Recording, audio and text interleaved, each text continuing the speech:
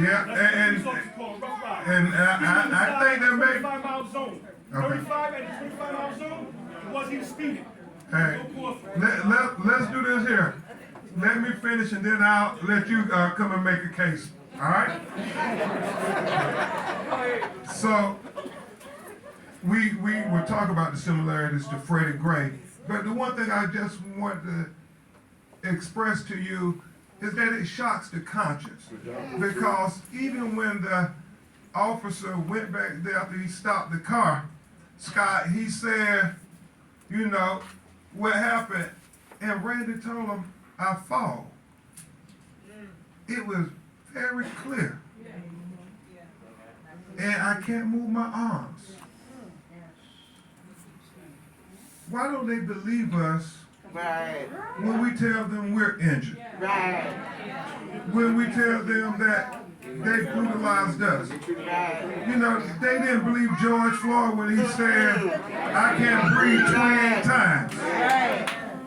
They didn't believe Eric Gardner when he said, I can't breathe 19 times. And they didn't believe Randy Cox here in New Haven when he said, I can't move my arms.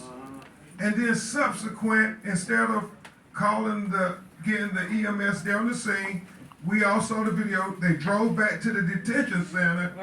And then, they didn't believe him then when he said, I think my neck is broken. Now, how serious is that? When you tell an officer, I think my neck is broken. And they just disregard it. They mock him. Oh, you can get up. You're not even trying. I mean, where's the humanity? Where's the professionalism? Where's the training? You know, why is it a different set of policing that you give to the black community versus what you give to the white community? Racism. Thank God we had the video. Thank God for cell phones. Because, like Freddie Gray, I do believe it was a rough ride. They're going to try to justify it, but they cannot say it wasn't a rough ride because LaToya and Quay's brother went into that police paddy wagon walking and talking and breathing on his own. And he came out that paddy wagon unable to speak, unable to walk, and unable to move. And you can't tell us that that wasn't a rough ride. And so you look at that and you say, well, my conscience is shocked when I see it.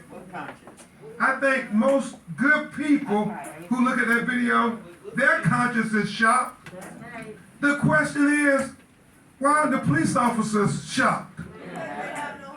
I mean, think about it. They take them out feet first. Mike, they're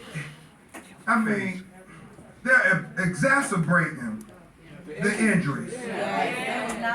And then they throw him into the wheelchair. And y'all see how his body kind of falls like a limp dog? And then after he's in the chair, inexplicably, after they mock him some more, That's what they did. they then take him out the chair and they drag him on the floor by his shoulders, and y'all know the shoulders connected right there to the neck and his head. And they put him in the jail, and to add insult to injury, they then shackle his ankles. I mean, a man who is obviously immobile. I mean, it is very difficult to watch that video. And we have to keep showing the world that video, because if we don't show it to them, it's like when maybe Till Mosley kept the casket open for Emmett Till. They got to see that Randy Cox is just not a hashtag. He's not just a cause. He's not just a case. But Randy Cox is real.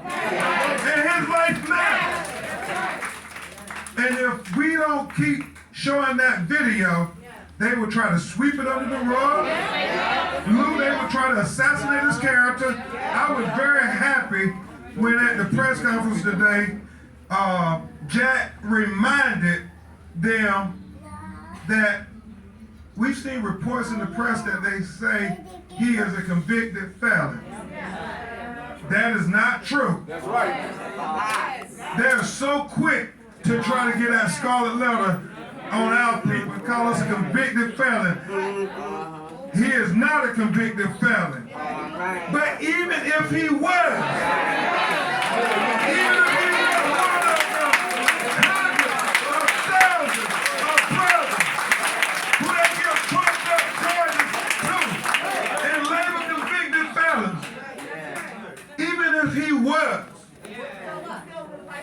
was he not worthy of humanity? Would you? I mean, you would treat a dog better than they treated Randy Cox. And so that's what our fight is, y'all. Our fight, and we all in this fight together.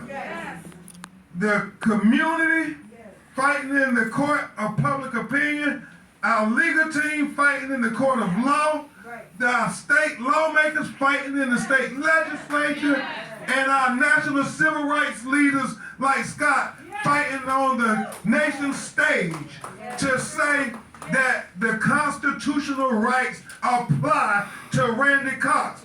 You cannot deny him reasonable medical assistance that is obvious. It was obvious.